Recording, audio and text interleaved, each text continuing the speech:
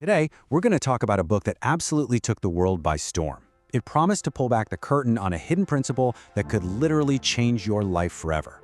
We are diving into Rhonda Byrne's massive phenomenon, The Secret. So the whole thing kicks off with this powerful, almost mythical idea that for centuries there's been this great secret known only to a select few. It's been passed down, hidden away in stories and religions, but for the most part, kept from all of us.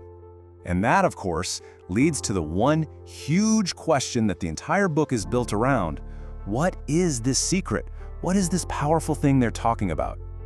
To really build the case for how important this is, the book claims that so many of history's greatest minds, we're talking thinkers like Plato, geniuses like Einstein, leaders like Lincoln, they didn't just know about this secret, they actively used it to achieve greatness.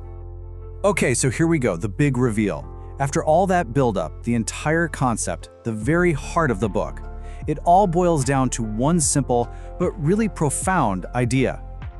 The secret is the law of attraction. Now, the book doesn't present this as just a nice self-help tip. No, it calls it a fundamental law of the universe, just as real as gravity.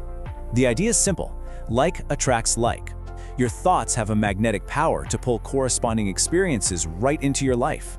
Put simply, what you focus on, you get more of. And this massive concept gets distilled into three powerful little words, a catchphrase from author Mike Dooley that really became the mantra for the whole movement. Thoughts become things.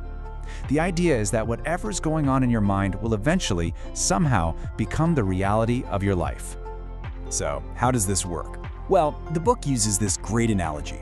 It asks you to think of yourself as a living, breathing broadcast tower. Your thoughts are constantly sending out a signal, a frequency. So if you're broadcasting thoughts of joy and success, you attract things on that same frequency. But if you're broadcasting thoughts of worry or lack, well, that's what the universe sends right back at you. Okay, so if the law of attraction is the what, then the next obvious question is how, right? How do you actually use this law on purpose to create the life you really want? The book lays out a very clear method it calls the creative process. I love this slide because it perfectly explains the relationship. The book says to think of the universe as your own personal genie. It's not judging your wishes, it's not questioning if you deserve them. Its only job is to respond to your commands. And in this case, your commands are your thoughts. The whole creative process is broken down into three really simple, actionable steps: ask, believe, and receive. Let's take a quick look at each one. So, step one is all about clarity. You can't just have a vague wish for more money or to be happy. You've got to get specific, you've got to define it. According to the book, the moment you form that crystal clear picture in your mind, that is you asking. You've officially placed your order with the universe.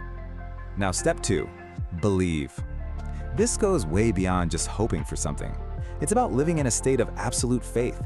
The key here is to act, speak, and think as if what you want is already a done deal. It's on its way, it's yours. And finally, step three is receive. This is all about aligning your emotions. You have to generate the feelings of joy and gratitude now, as if you already have what you asked for. That feeling, that positive emotional frequency, is what actually pulls your desire towards you. Now, to help with this whole three-step process, especially believing and receiving, the book offers a few really powerful tools to basically amplify your signal to the universe. We're going to check out the two most important ones. The book really focuses on two key tools: gratitude and visualization. Gratitude is amazing because it instantly shifts your focus to all the good you already have, and that just magnifies your positive energy. Visualization, on the other hand, is like a mental rehearsal. It lets you generate the powerful feelings of having what you want long before it actually shows up. And according to the experts in the book, gratitude is totally non-negotiable. They call it the ultimate multiplier. When you are truly grateful for what you have, the law of attraction basically has to give you even more things to be grateful for. And here's why visualization is such a game changer. It's not just about daydreaming.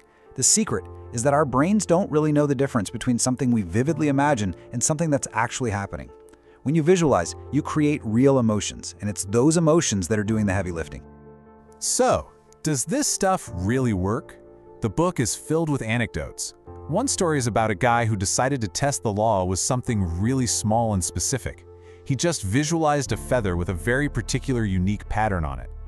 And get this, just 2 days later, he's walking into a building in the middle of New York City. He looks down, and there it is, the exact feather he'd been picturing in his mind.